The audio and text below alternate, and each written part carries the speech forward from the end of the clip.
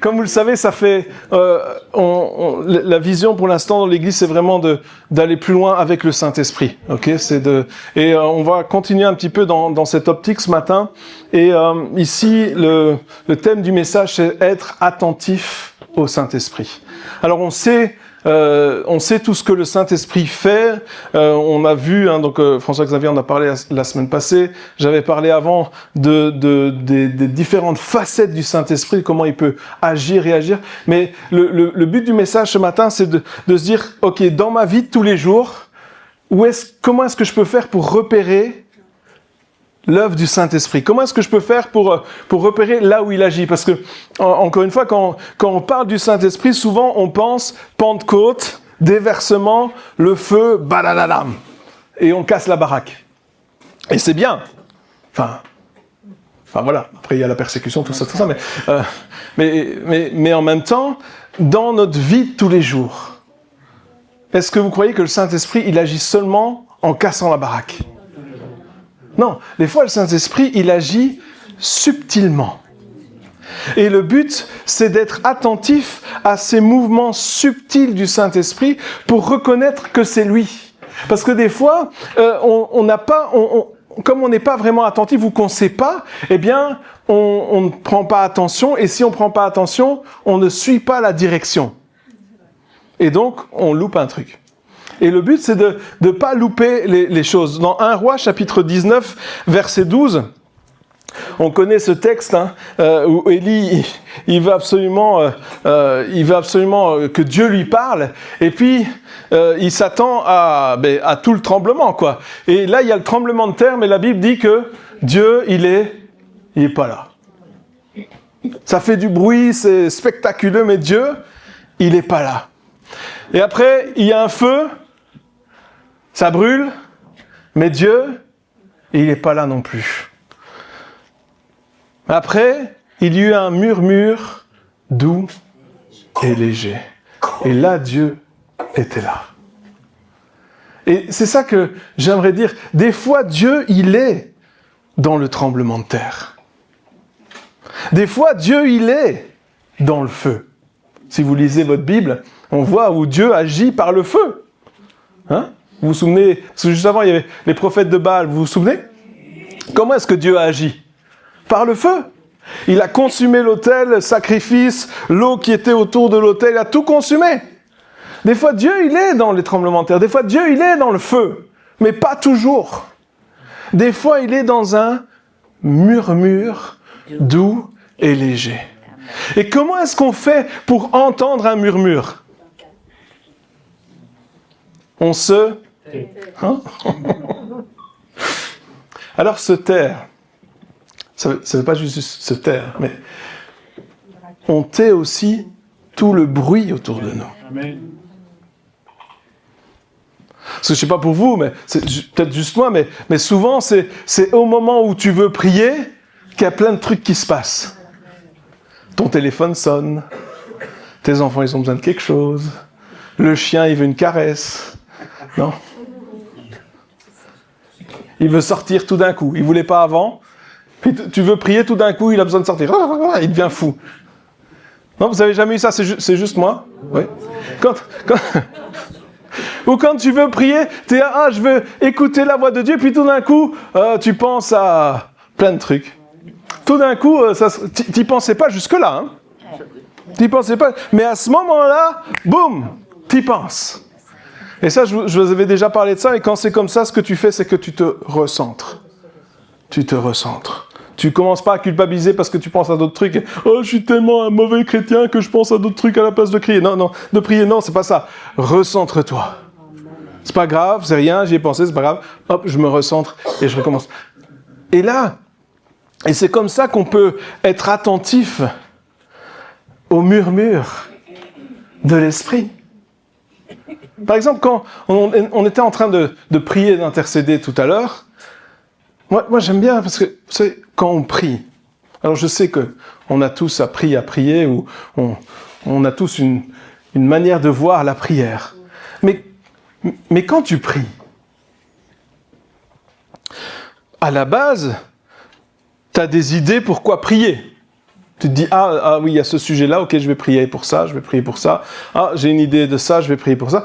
Et puis, à un certain moment, si tu continues à prier, tu arrives à court d'idées. Oui? Ça arrive à tout le monde? Ok.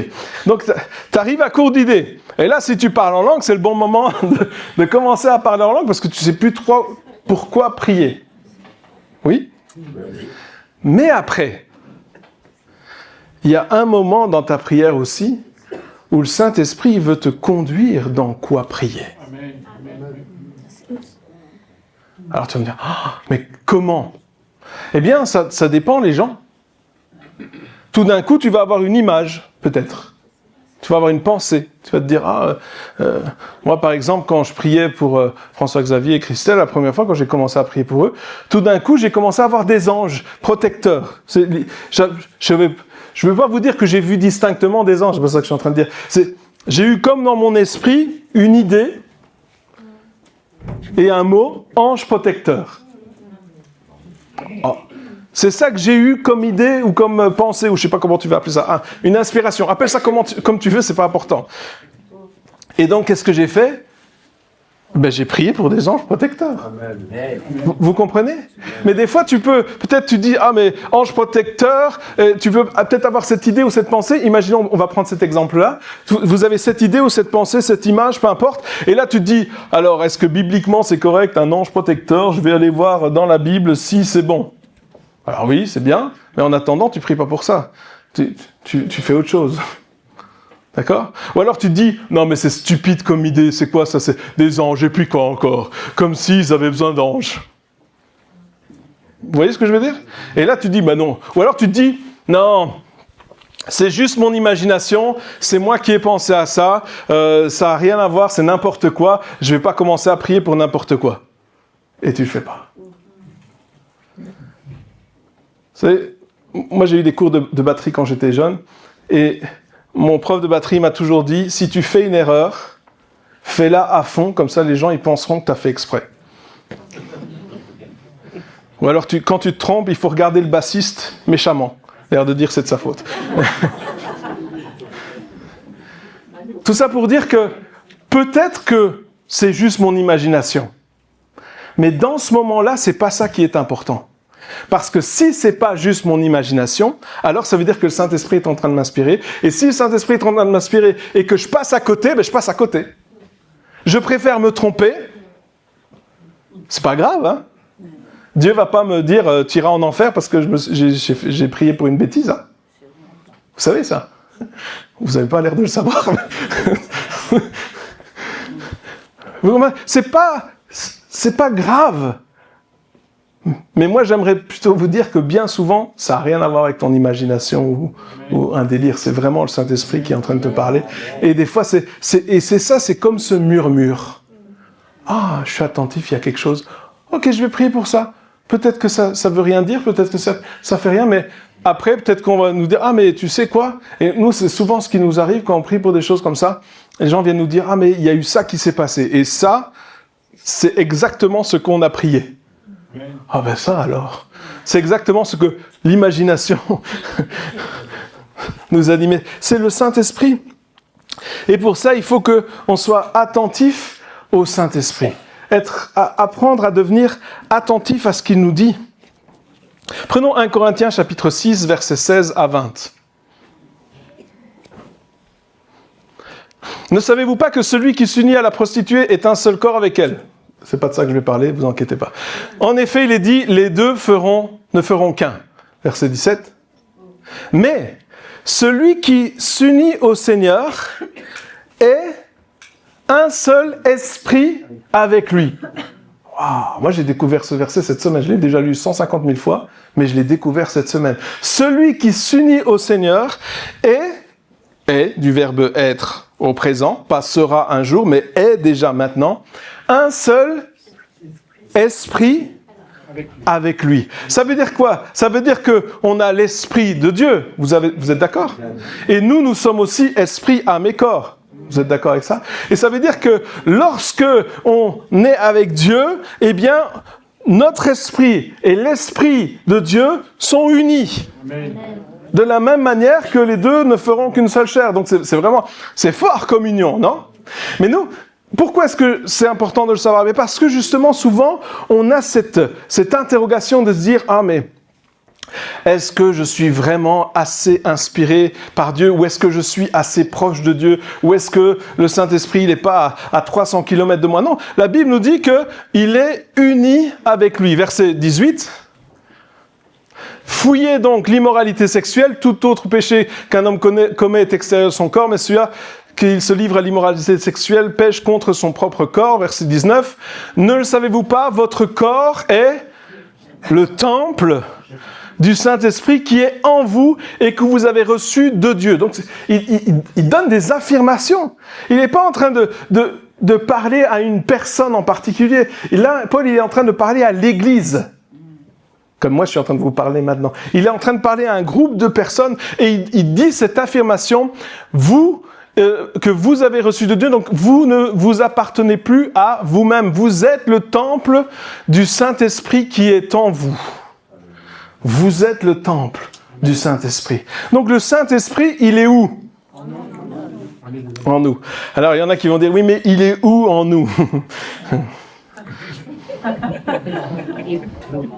Il est dans ta tête, il est dans tes entrailles. Écoutez, le Saint-Esprit, il est esprit. D'accord? Oui? Donc, il est en nous spirituellement. D'accord? Essayez de chercher un endroit où il est. Est-ce qu'il est dans ton genou, dans ton pied? Je ne sais pas. C'est esprit. On est aussi un être spirituel et il est en nous. Nous sommes le temple du Saint-Esprit. Ça veut dire quoi? Ça veut dire qu'il a fait sa demeure, qu'il habite en nous. Il est dit, vous ne vous appartenez pas à vous-même. Verset 20. Car vous avez été rachetés à un grand prix. Waouh! Là, il est en train de dire, t'as rien fait. On a fait pour toi. Amen. Oh, ça, j'aime bien. Rendez donc gloire à Dieu dans votre corps et dans votre esprit qui appartiennent à Dieu. Donc, nous sommes le temple du Saint-Esprit. Et nous sommes unis à l'Esprit de Dieu. Donc, si je suis uni avec l'Esprit de Dieu, forcément, il va y avoir une communication. Oui. Avec ma femme, on est mariés depuis 26 ans. Heureusement, on se parle, quoi. Non? On ne fait pas que se parler, hein, mais on se parle aussi. On s'embrasse. On se fait des câlins. Tu peux faire des câlins au Saint-Esprit? Il prend l'exemple d'un homme et une femme, je ne sais pas. Mais vous comprenez, il y a une unité. Oui. Et au fur et à mesure des années, on commence à penser pareil. Moi et ma femme, on pense pareil. On aime bien les mêmes trucs, on n'aime pas les mêmes trucs. Sauf les films à l'eau de rose, là, tout ça, j'aime toujours pas. Elle n'aime pas trop non plus, donc ça va. Mais vous comprenez, il y a des choses, forcément, il y a une communication qui est là. Et nous, dans notre vie de tous les jours, eh bien, cette communication, elle est importante avec le Saint-Esprit. Parce qu'il est là pour nous conduire, il est là pour que nous puissions vivre à partir de l'Esprit de Dieu. Vous comprenez? Si le Saint-Esprit il est en moi, et que je suis relié au Saint-Esprit d'une certaine manière. La Bible dit que, et je pense qu'on verra après, mais il y a des fleuves d'eau vive qui coulent. Donc, ça veut dire que c'est l'Esprit de Dieu qui travaille au travers de notre esprit. Et c'est la vie qui va couler. Amen. C'est Romains 5... Vous me regardez bizarre, je vais prendre d'autres passages. Romains 5, chapitre 8, versets 5 à 13. Voilà, il faut que j'arrête de... En effet, ceux qui se conforment à leur nature propre se préoccupent des réalités de la nature humaine, tandis que ceux qui se conforment à l'esprit sont préoccupés par ce qui est de l'esprit. De fait, La nature humaine tend vers la mort, tandis que l'esprit tend vers la vie et la paix. Donc ici, il est en train de dire, ok, on sait, on a appris que nous sommes unis au Saint-Esprit. Donc ça, on le sait. On a reçu le Saint-Esprit, on est unis à Dieu, et si on est unis à Dieu, on est unis avec le Saint-Esprit. Mais, faut-il encore qu'on aille vers la conformité à l'Esprit? Bon, j'explique. C'est comme si il y a une porte qui est ouverte pour toi. Tu as un accès à ce que tout ce que le Saint-Esprit peut faire en toi et au travers de toi, l'accès, il est là, tu ne dois pas essayer de l'avoir. La porte, elle est ouverte, c'est bon, c'est fait, ok? Mais il est de ta responsabilité à toi d'entrer ou non dans ce que le Saint-Esprit veut faire. Il dit, celui qui se conforme à l'Esprit, il se préoccupe des choses de l'Esprit. Parce que pourquoi? Parce qu'il a envie d'aller plus loin. Si tu veux pas, ben si tu vas pas dans une direction, tu vas dans une autre. Et là, si tu fais pas les choses de l'esprit, alors tu te préoccupes de la nature humaine. C'est quoi la nature humaine? Qu'est-ce que il me ferait plaisir à moi? Qu'est-ce que j'ai envie, moi? Moi. Et moi. Je le mérite bien, je. Il n'y a pas de Dieu dans je. Il y a juste je. Et aujourd'hui, le monde, c'est ça. On se préoccupe. Alors, je dis pas qu'il ne faut pas aller en vacances. C'est pas ça que je suis en train de dire. Mais notre préoccupation première. Ici, on parle d'actualité, on parle de ce qui est en train de se passer dans le monde. Mais vous voyez bien que ça ne va pas en s'arrangeant quand même. Non? Il y en a qui se disent que ça ira mieux demain. Un demain loin là-bas peut-être. Non. Mais si on fait ce que Dieu veut, si on est dans la volonté de Dieu, alors peu importe ce qui se passe, on est toujours dans la paix. Amen. On est toujours dans ce vrai bonheur qui n'est pas un bonheur humain. Vous comprenez? Et si, par contre, si on se dit « Oh là là, au secours !» mais qu'on ne fait rien, ben, tu peux être alerté par tout ce qui se passe et te dire oh, « Au secours, ça ne va pas !» Mais qu'est-ce que tu fais pour ça? Ben, mais je ne sais rien faire à mon niveau. Qu'est-ce que tu veux que je fasse? Si tu peux faire quelque chose, tu peux chercher les choses de l'esprit. La Bible nous dit que ta volonté soit faite sur la terre comme elle est déjà faite au ciel. Et les choses de l'esprit, c'est au ciel. Donc, ça veut dire quoi? Ça veut dire que plus je vais chercher les choses de l'esprit, plus je vais amener, comme Jésus l'a fait, de la même manière, je vais amener le ciel sur la terre. Mais si je ne m'occupe pas des choses de l'esprit, ça n'arrivera jamais. Et je vais passer à côté. Mais je ne veux pas passer à côté. Vous voulez passer à côté, vous? Moi, je ne veux pas. Ils sont préoccupés par les choses de l'esprit. Donc, la nature humaine tend vers la mort, tandis que l'esprit tend vers quoi? Vers la vie et la paix. Vers la vie et la paix. C'est intéressant. Hein? Le Saint-Esprit nous donne la paix. Et là, j'aimerais faire une petite parenthèse. Des fois, vous savez, on prie pour savoir ce que Dieu veut dans notre vie. On doit prendre des décisions importantes et on prie pour que Dieu nous montre. Oui? Et il y en a qui disent « Ah oui, mais moi j'ai du mal à entendre la voix de Dieu, je ne sais pas trop ce que Dieu me dit. » Eh bien, vous savez, souvent, Dieu, il agit aussi avec la paix. Quand tu pries pour quelque chose et que, tant que tu n'as pas la paix, il ne faut pas le faire. Combien de choses vous avez faites et que vous n'aviez pas la paix? Comment ça s'est fini, hein? Oui, mais j'avais envie. Oui, tu as envie, ça oui. Mais il n'y a pas la paix. Et s'il n'y a pas la paix, souvent, c'est que ce n'est pas Dieu. D'abord, la paix dans le couple. Si tu fais un truc, il faut le faire, que vous ayez la paix ensemble. Et Moi, ça me fait rire des couples qui prennent leurs décisions chacun de leur côté. Enfin, ça me fait rire, ça me fait pleurer. Mais pourquoi? Parce que...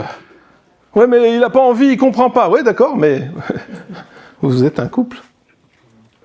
Il faut que vous ayez la paix. Oui, mais il n'est pas chrétien, machin. On a des personnes qu'on connaît, le couple, ils ne sont pas chrétiens, mais la femme qui est chrétienne, elle a toujours l'autorisation de son mari qui n'est pas chrétien. Il faut faire les choses de Dieu. Alors, et c'est un miracle, hein. Là, elle est chrétienne, son mari, il est musulman. Vous imaginez un peu le truc? Mais il y a la paix. Alors, elle nous racontait, on l'avait vu il n'y a pas longtemps, elle nous racontait, mais son mari, il a pris une décision et il n'était pas d'accord, elle n'était pas d'accord, elle avait dit c'est pas bon.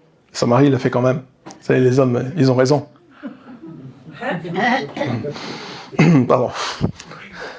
Et qu'est-ce qui s'est passé? Mais il s'est planté. Elle était contente, enfin, elle n'était pas contente, mais... Mais c'est important d'avoir la paix.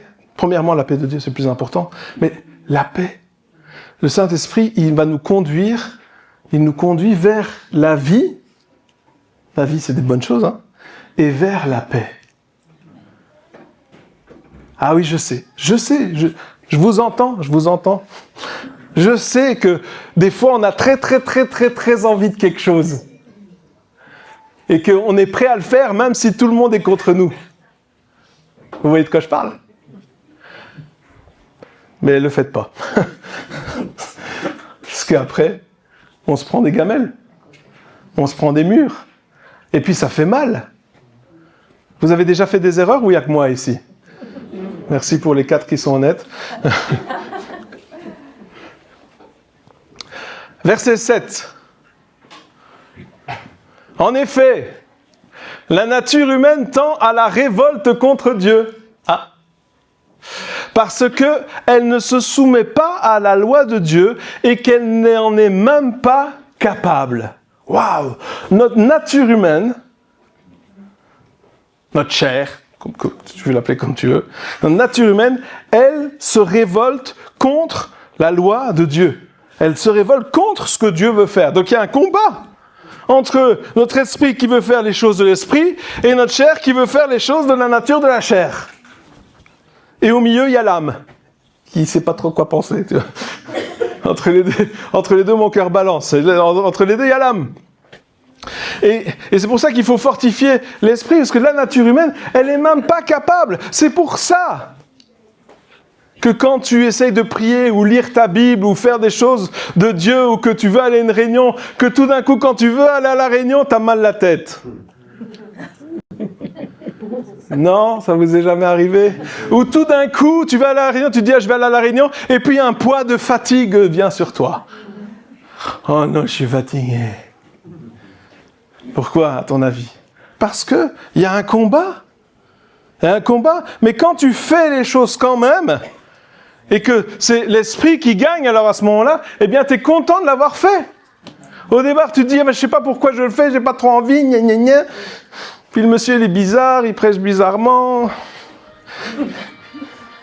Allô? Le Saint-Esprit appelle. Il a une chouette musique, le Saint-Esprit, je trouve. Donc, il n'en est même pas capable, donc verset 8. Or, ceux qui sont animés par leur nature propre ne peuvent pas plaire à Dieu. Ça, comme ça, il n'y a pas de peut-être. Il n'y a pas de peut-être. Verset 9. Quant à vous, ça c'est vous, je parle à vous maintenant, d'accord? Vous n'êtes pas animés par votre nature propre. Vous n'avez même pas fait je vais recommencer. Vous n'êtes pas animés par votre nature propre. Mais vous êtes animés par l'Esprit. Voilà. Si du moins l'Esprit de Dieu habite en vous. Oh. Si quelqu'un n'a pas l'Esprit de Christ, il ne lui appartient pas. Verset 10. Et si Christ est en vous, votre corps, il est vrai, est mort à cause du péché, mais votre esprit est en vie à cause de la justice. Et c'est quoi la justice? La justice, c'est avoir l'approbation de Dieu. Verset 11. Et si l'esprit de celui qui a ressuscité Jésus habite en vous, celui qui a ressuscité Christ rendra aussi la vie à votre corps mortel par son esprit qui habite en vous. Qu'est-ce que ça veut dire?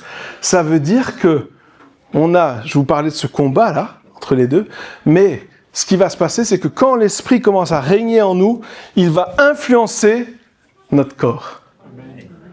Pas mal ça, non?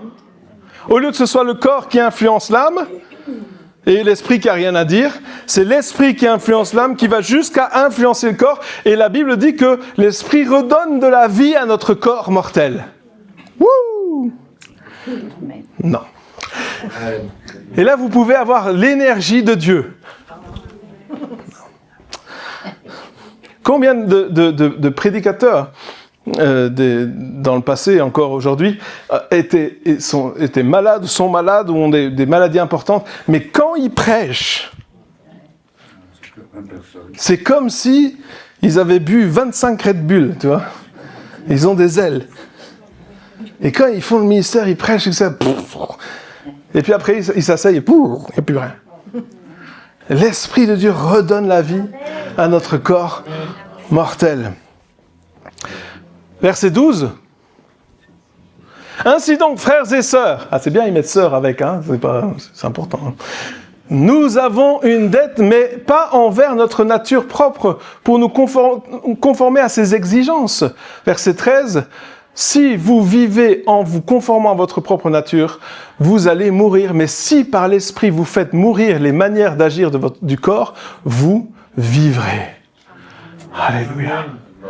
Comment est-ce que je fais mourir les manières d'agir de notre corps? Par l'esprit.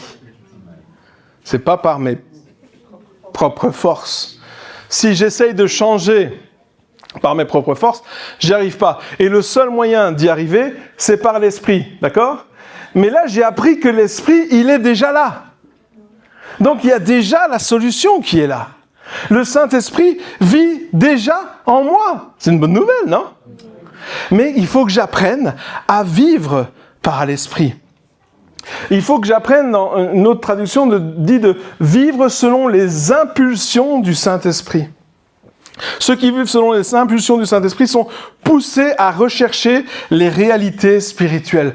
Vivre par l'impulsion du Saint-Esprit, ça veut dire quoi? Ça veut dire que tu es en train de faire ta vie de tous les jours, blabla, tu fais tes courses, etc. Et puis tout d'un coup, tu as une impulsion du Saint-Esprit. Pour prier pour quelqu'un, par exemple. Oh, tu es en train de faire quelque chose, puis tout d'un coup, tu penses à une personne. Rien à voir. Tu n'y as plus pensé depuis X temps. Alors ça, c'est bizarre. Isaël disait, d'habitude, quand François-Xavier et Christelle ils s'en vont, on ne pense pas forcément à eux tout le temps. Mais elle dit, mais là, ici, ces derniers jours, je pensais à eux et je priais pour eux. Tiens, c'est bizarre. Ça alors. Pourquoi? Une impulsion du Saint-Esprit. Tout d'un coup, il y a quelque chose, le Saint-Esprit il veut me montrer quelque chose. Et c'est pour ça que je parlais tout à l'heure, dans le titre, d'être attentif au murmure du Saint-Esprit. Parce que souvent, on dit, on pense à quelqu'un? Bon, c'est rien. Je laisse cette pensée de côté, puis je continue. Non, arrête-toi, pose-toi la question. Tiens, pourquoi je pense à ça maintenant? Pourquoi je pense à cette personne maintenant? Pourtant, ça n'a rien à voir avec ce que je suis en train de faire, mais pourquoi j'y pense maintenant? Eh bien, je vais prier pour ça. Je vais demander à Dieu de m'aider et de me montrer. Parce que le Saint-Esprit, il est là et il veut faire des choses au travers de moi. Et la Bible, elle nous dit de rechercher la paix dans Psaume 34, verset 15. Détourne de toi du mal, fais le bien. Psaume 34, 15. Il est parti? Recherche la paix et poursuis-la. Recherche la paix et poursuis-la. Souvenez-vous, le Saint-Esprit nous donne la paix. D'accord? Il nous mène vers la paix. Recherche la paix et poursuis-la. Oh, mais dans mes situations de tous les jours, qu'est-ce qui sont les choses qui me donnent la paix? Où est-ce qu'il y a encore du stress? Mais partout. Ouais. Est-ce que vous croyez que le Saint-Esprit peut vous donner la paix là où vous êtes? Au milieu d'une situation peut-être conflictuelle, au milieu d'une situation tendue, est-ce que vous croyez que le Saint-Esprit, il peut vous donner la paix? Amen. Il peut vous donner la paix. Ce qu'il faut se dire, c'est, ok, Saint-Esprit, qu'est-ce que tu veux que je fasse pour qu'il y ait cette paix? Parce que des fois, pas vous, mais moi surtout, pauvre de moi, quand il y a des situations conflictuelles, j'en fais un peu partie, quoi. J'alimente un petit peu, non? Des fois, j'ai provoqué un peu, non? Oui? Hein? Vous savez, les pics? Vous savez, c'est quoi une pique? On envoie des pics. Mais non, je voulais pas dire ça. Si, c'est ça que tu voulais dire. C'est dommage que tu le prennes comme ça. Non, en fait, à l'intérieur, tu dis, ben ouais, c'est ça que j'ai voulu dire. On envoie des pics. On fait partie du problème, des fois. Et ça veut dire quoi? Ça veut dire que si je dois chercher la paix, je dois demander au Saint-Esprit, qu'est-ce que je dois faire pour amener la paix? Ou plutôt, quelles sont les paroles que je dois éviter de dire? Oui, mais il faut être vrai et dire tout ce qu'on pense, alors. Tu dois dire la vérité, c'est vrai, mais tu n'es pas obligé de détruire les gens en la disant. La Bible nous dit « Heureux ceux qui procurent la paix ». Donc, on peut vivre aussi dans la paix. Mais ça, c'est... Vous voyez, ici, je suis en train de vous parler d'un changement, mais petit à petit. Des fois, on veut que le Saint-Esprit vienne, il nous touche, bam, on tombe par terre sous la puissance de Dieu et on se relève et on n'est plus le même. Super! Mais ça ne marche pas toujours comme ça. Parce que le Saint-Esprit veut former notre caractère. Il veut former aussi le fait qu'on soit attentif à ce que lui veut. Ou dans une situation où tout d'un coup, tu deviens un volcan, tu vois? Donc, où tout d'un coup, ça pète, où tout d'un coup, ça explose. Dans une situation comme ça, tu peux aussi te demander, Saint-Esprit, comment toi, tu voulais que je réagisse? Parce qu'apparemment, j'ai pas bien réagi, c'était pas la bonne réaction. Donc, c'est important de réagir et de demander à Dieu de nous aider aussi dans nos réactions. Amen. Alléluia. Allez, on continue. Jean, chapitre 7, verset 37. Le dernier jour, le grand jour de la fête, Jésus debout s'écria, « Si quelqu'un a soif, qu'il vienne à moi et qu'il boive. » Ça, c'est bien. Verset 38. « Celui qui croit en moi, des fleuves d'eau vive couleront de lui, comme l'a dit l'Écriture. » Vous savez, on pense, des fois, je ne sais pas, certains, pensent que, vous savez, il y a des ministères, ils ont des dons extraordinaires. Vous savez. Et des fois, on peut avoir l'impression que certaines personnes, qu'elles sont touchées par l'Esprit de Dieu, elles reçoivent comme une habilité spéciale et ils deviennent comme des super-héros spirituellement. Non ? Il y a des gens, des ministères, etc. On les regarde comme si c'était des super-héros. Wow, comment ils font ça? Mais j'aimerais vous dire qu'il n'y a pas de super-héros dans le corps de Christ. Amen. Ah. Il n'y a pas. La Bible nous dit ici que des fleuves d'eau vive couleront d'eux. Mais où est la source de ces fleuves d'eau vive? C'est l'Esprit. L'Esprit de Dieu qui veut agir au travers de nous. Vous comprenez? Des fois, on pense qu'on a besoin d'une capacité, d'une habilité spéciale, d'un don spirituel extraordinaire pour pouvoir faire ne fût-ce que la moindre petite chose que Dieu nous demande de faire. Pour servir Dieu, il faut que spirituellement, on soit équipé. Et c'est vrai, on doit avoir la ceinture de vérité, cuirasse, tout ça. On doit avoir les armes du salut. On doit avoir ça, d'accord. Mais c'est comme s'il fallait plus encore. Il faut être extra strong. Mais Dieu, il agit au travers de nous. Ça veut dire que quand le Saint-Esprit agit au travers de toi, finalement, ça dépend de la capacité de qui ? Du Saint-Esprit. Tu connais toutes les bonnes réponses, toi. Il a lu mon message avant. Ça dépend de la capacité du Saint-Esprit, pas de notre capacité. Vous êtes d'accord ? Donc ça veut dire que le Saint-Esprit peut agir au travers de qui il veut. C'est une bonne nouvelle, non ? Ça veut dire qu'il peut agir et qu'il veut, pas seulement qu'il peut, il veut agir au travers de nous. Et même il dit, ceux qui croient en moi, vous croyez en Jésus ? Oui ? Vous êtes qualifiés. Oui, mais j'ai pas prié 5 heures cette semaine, c'est pas grave. T'es qualifié quand même. Oui, mais j'ai lu que 3 chapitres de la Bible au lieu de 10. Non. T'es qualifié. Oui, mais j'ai dit un truc méchant il y a 2 jours. Non, mais... T'es qualifié. Ceux qui croient en moi, des fleuves d'eau vive couleront de lui, comme le dit l'Écriture. Et il dit cela à propos de quoi ? Verset 39, il dit cela à propos de l'Esprit que devaient recevoir ceux qui croiraient en lui. En effet, l'Esprit Saint n'avait pas encore été donné parce que Jésus n'avait pas encore été élevé dans sa gloire. Il dit ça à propos du Saint-Esprit. C'est le Saint-Esprit qui va agir et nous sommes des canaux qui laissent le Saint-Esprit agir. C'est pour ça que je vous ai dit tout à l'heure, on est unis avec l'Esprit de Dieu, notre esprit est uni avec l'Esprit de Dieu, nous sommes le temple du Saint-Esprit, mais non seulement ça, en plus le Saint-Esprit veut agir au travers de nous pour toucher les gens, malgré nous. C'est bien quand même.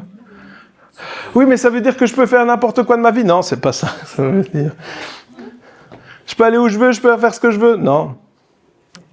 Non, toujours pas. On est sur le chemin de la sanctification. Mais c'est pas ça qui va déterminer ce que Dieu veut faire au travers de toi. Et c'est important qu'on puisse savoir qu'il n'y a pas de super-héros pour savoir qu'on est tous capables. Dieu nous rend tous capables d'agir et aussi faire attention de ne pas mettre des hommes et des femmes sur un piédestal. Ça ne leur rend pas service. Ça ne les aide pas. C'est pas bien. C'est pas bien. Les disciples, les apôtres, lorsque les gens ont voulu leur mettre sur un piédestal, qu'est-ce qu'ils ont fait ? Ils ont déchiré les vêtements et ils sont mis à genoux. Ils ont dit, on n'est pas mieux que vous. Pourquoi ? Il n'y a pas de super-héros. C'est le Saint-Esprit qui agit. C'est lui qui fait son œuvre. Mais il n'y a pas de super-héros, mais il y a des personnes qui ont choisi d'être attentives à ce que le Saint-Esprit voulait faire. Et il y a des personnes qui ont choisi de croire que le Saint-Esprit pouvait agir au travers d'eux. Croire au-delà de leur capacité. Croire au-delà de dire « Ah mais oui, mais non, mais attends, moi je suis pas si bien finalement, je vois pas comment... » Non, mais le Saint-Esprit, il veut agir au travers de toi. Mais est-ce que toi, tu veux oser croire que le Saint-Esprit veut le faire ? Alors je sais, peut-être qu'on ne commence pas tous par imposer les mains à quelqu'un. Ou aller dans un pays d'Afrique en missionnaire, ou dans un autre pays en Asie, ou peu importe. On ne commence pas tous par là. Mais tu peux commencer par autre chose. On n'est pas tous appelés à être missionnaires. Sinon, il n'y aurait plus personne ici. Vous êtes d'accord ? On n'est pas tous appelés à prêcher. Il y aurait tout le monde sur la scène et plus personne dans la salle. C'est pas marrant. Vous comprenez ? On n'est pas tous appelés à des leaders, mais on est tous appelés à être conduits par l'Esprit. Et je vous le dis, ça commence, l'exemple que je donnais, par prier pour quelqu'un. Ça commence par peut-être appeler quelqu'un. Là, tu es en train de peut-être, tu penses à une personne, tu pries pour elle, mais il n'y a toujours pas la paix. Tu dis, tiens, je prie pour elle, il me semble que c'est ça que je devais faire, mais il n'y a pas la paix, il manque la paix. Et c'est comme si tout d'un coup, tu as une idée, appeler ou envoyer un message. Ouais, non, mais je vais pas l'embêter, je pense que il a d'autres trucs à faire, bla, bla, bla, excuse. Et là, tu te dis, bon, je vais le faire quand même. Je vais appeler quand même. Ouais, il y a quelques années, je pense qu'on était un dimanche matin, avant le culte, et je pense à un ami tout d'un coup, je pense à lui, et puis je me dis, putain, c'est pas normal, il faut que je vais l'appeler.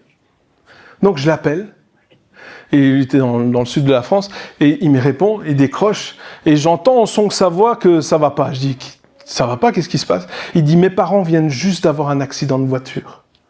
Il y a un gars qui les aura rentrés dedans, la voiture a fait je sais pas combien de tonneaux, la mère était entre la vie et la mort, c'était des pasteurs aussi, les parents. Et je dis, waouh, tiens donc, quelle coïncidence, juste à ce moment-là. Et on a pu prier pour eux, etc. Et ils se sont très très bien remis de cet accident. Mais comme par hasard, tout d'un coup, je pense à ça. Et un autre, il y a encore quelques temps, tout d'un coup, je pense à un pasteur, il me dit, tiens, c'est bizarre, j'ai plus de nouvelles, je devrais en avoir. Donc j'essaie de l'appeler, il répond pas.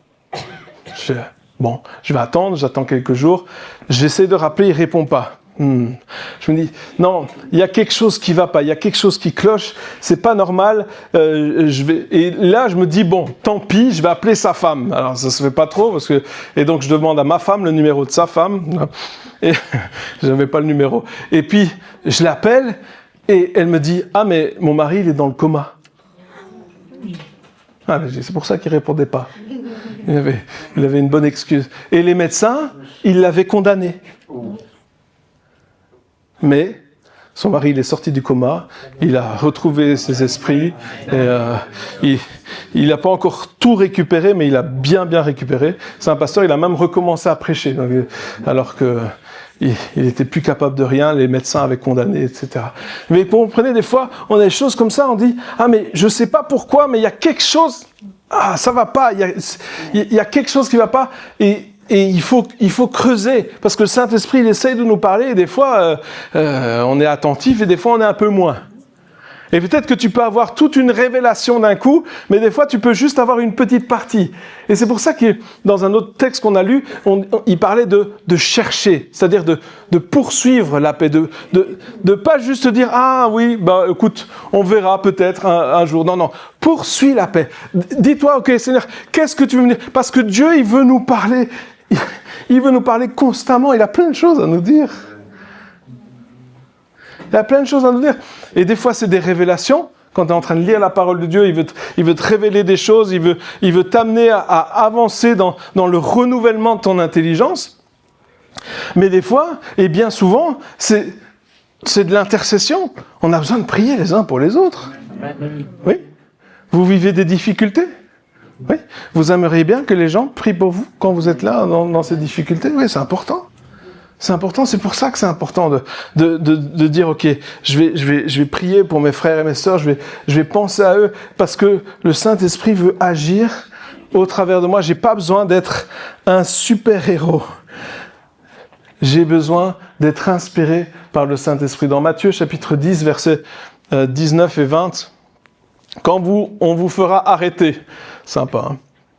Ne vous inquiétez pas de la manière dont vous parlerez, ni de ce que vous direz. Ce que vous aurez à dire vous sera donné au moment même. Verset 20. En effet, ce n'est pas vous qui parlerez. C'est l'Esprit de votre Père qui parlera en vous ou au travers vous. Waouh! Je ne sais pas pour vous, mais pareil, quand on parle avec des gens, souvent on se dit, mais qu'est-ce que je vais raconter? Qu'est-ce que je vais dire? Il y a des personnes qu'on rencontre qui vivent des situations difficiles, traumatiques. Qu'est-ce que tu vas dire? C'est vrai. Qu'est-ce que tu vas dire? Tes beaux discours, là, ils sonnent creux à ce moment-là, non? qu'est-ce qu'il faut dire? Moi, je vous dis, moi, je sais pas. Je sais pas ce qu'il faut dire. Parce que je veux pas être hypocrite. Je veux pas que ça sonne creux. Et je veux pas juste dire un discours pour dire un discours. J'aimerais, c'est ce que je veux, c'est ce que je cherche, leur dire ce que Dieu il a à leur dire maintenant. Et on discutait encore la semaine passée, je pense dans une autre réunion, avec des personnes qui vivent des situations vraiment difficiles. Et là, j'étais en train d'écouter la personne et en même temps, je disais, Saint-Esprit, qu'est-ce que je vais dire? Je ne sais pas quoi répondre. Il y a des détresses comme ça, les gens, tu ne sais pas quoi répondre.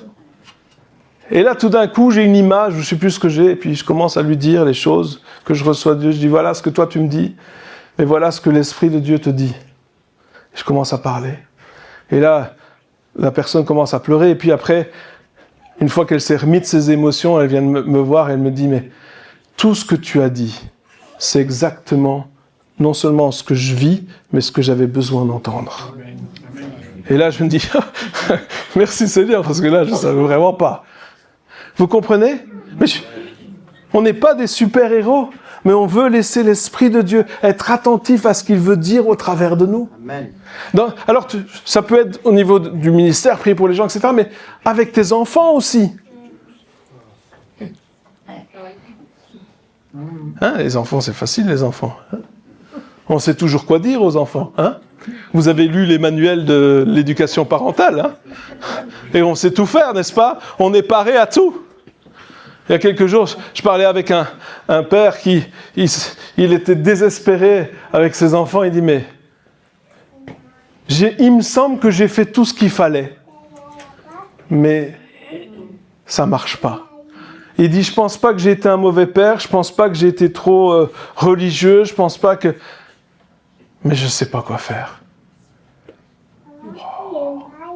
Je dis, mais Saint-Esprit, qu'est-ce que toi tu dis? Elle me disait des choses, et alors qu'il était en train de me parler, tout d'un coup, je reçois des choses, donc je lui dis, voilà ce que j'ai reçu. Ne me tape pas. Il ne m'a pas tapé. Enfin, il est plus costaud que moi. Je sais, c'est pas facile, mais ça existe. Mais Saint-Esprit, aide-moi, parce que par moi-même, toutes mes connaissances, toute la théologie, toute la parole de Dieu que je connais, c'est bien. Mais si ce n'est pas l'Esprit qui agit. Et je veux terminer par le fait que justement, on doit devenir dépendant du Saint-Esprit. Ça veut dire qu'on doit compter sur lui. On a fait longtemps en pouvant se passer du Saint-Esprit. Dans nos propres vies, des fois même dans l'Église. Il y a des églises, tu enlèves le Saint-Esprit, tu ne vois pas la différence. Hein. Pas ici, hein, mais d'autres. Tu vois pas, ils peuvent continuer à faire leur programme, le programme est très bien fait. Si Dieu est là ou il n'est pas là, on ne voit pas la différence. Alors, c'est bien de critiquer, mais dans notre vie, si le Saint-Esprit est là ou il n'est pas là, est-ce qu'on voit la différence? Dans ta vie de tous les jours, si le Saint-Esprit est là ou il n'est pas là, est-ce que tu vois la différence? Est-ce que tu as appris à vivre sans le Saint-Esprit? Ou est-ce que tu te dis, Saint-Esprit, j'ai vraiment besoin de toi? Ou plutôt, Saint-Esprit, pardon de t'avoir laissé de côté. Ça, il n'y a aucun jugement. Hein. Il n'y a aucun jugement. C'est juste un encouragement.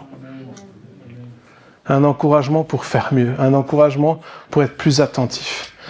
Un encouragement pour le laisser agir.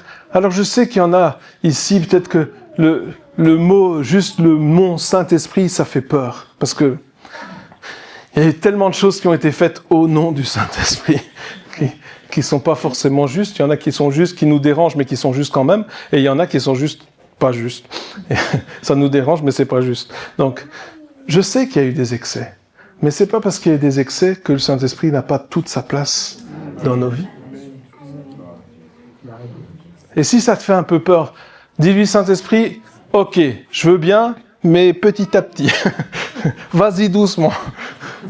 Moi, je veux bien, mais vas-y doucement. Et il va le faire. Il va respecter ça. Mais on ne peut pas se passer du Saint-Esprit. Et dans l'Église, et dans notre vie de tous les jours. C'est pas possible. C'est plus possible. C'est terminé, ça. Il est temps maintenant de dire au Saint-Esprit, je te donne la place. Aide-moi à être attentif à ce que tu veux faire. Amen. Et la prochaine fois que vous avez une pensée, priez là-dessus, priez pour ça. Peut-être que tout à l'heure, lorsque on a prié pour François-Xavier, Christelle et le groupe là-bas qui sont là-bas, peut-être que vous avez eu une image ou une vision ou une pensée ou un sentiment, une sensation, un feeling, peu importe comment vous appelez ça, peu importe ce que vous recevez. Ne considérez pas ça comme rien. Quand vous allez rentrer chez vous tout à l'heure, moi je vous encourage à prendre encore un temps de prière pour eux. Je pense que c'est pas juste que dimanche matin 5 minutes, ça va pas le faire ça. Il faut continuer. Et quand vous priez, dites ok, montre-moi. Et peu importe ce que vous recevez, priez pour ça. Si vous vous trompez, c'est pas grave. Dieu vous aime quand même, il n'y a pas de problème. Mais imaginez que vous êtes inspiré. Qu'est-ce que ça peut faire comme différence ? Parce vous savez, les prières inspirées, ça change tout. Ça change tout. Une prière inspirée, elle change tout. Elle produit vraiment du fruit. Et c'est ça qu'on veut. C'est voir du fruit et laisser le Saint-Esprit agir. Et pour ça, il faut qu'on devienne dépendant du Saint-Esprit. On ne peut pas s'en passer. Bénigne a écrit un excellent livre qui se dit « Bonjour Saint-Esprit ». La première chose qu'il fait le matin en se levant, c'est dire « Bonjour Saint-Esprit ». Salut, quoi de neuf aujourd'hui ? Alors ça farte, non c'est pas ça. Il dit « Saint-Esprit, je veux être attentif à toi. Je veux être conscient que tu es là. Je veux savoir que je veux être... » Comme on le dit souvent maintenant, je vais être intentionnel avec l'action de Dieu et du Saint-Esprit en moi et au travers de moi. Est-ce que c'est quelque chose qu'on veut faire ? Oui. Est-ce que vous êtes d'accord pour ça ? Pour laisser cette place au Saint-Esprit dans votre vie ? Amen. Amen. Prions. Seigneur Jésus, merci encore parce que tu parles. Merci encore parce que tu agis. Saint-Esprit, merci parce que tu nous remets dans les bonnes voies, tu nous conduis dans ta volonté, tu nous conduis là où toi tu veux que nous allions. Seigneur, on veut non seulement te suivre, mais on veut être aussi poussé par toi, être à côté de toi. Seigneur Jésus, merci parce que tu es là, tout autour de nous, et tu agis en nous. Et Saint-Esprit, on veut être sensible aujourd'hui à ta voix, sensible à ton œuvre, sensible à l'action que tu veux faire. Seigneur, merci parce que tu nous as choisis, merci parce que tu nous as aimés, merci parce que tu nous as rachetés, merci parce que maintenant l'Esprit de Dieu habite en nous. Et Seigneur, je prie que chacun ici, nous puissions devenir conscients du fait que le Saint-Esprit habite dans chacune de nos vies et que nous puissions être dépendants de toi. Seigneur, encore une fois, ce matin, on veut prier, Seigneur, pour ce groupe à Jérusalem. Seigneur, nous continuons, Seigneur, à prier et intercéder pour que vraiment tu puisses encore agir là-bas, que tu puisses les protéger. Seigneur, nous prions vraiment pour une solution surnaturelle pour leur retour.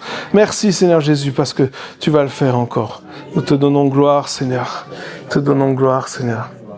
Au nom de Jésus. Amen.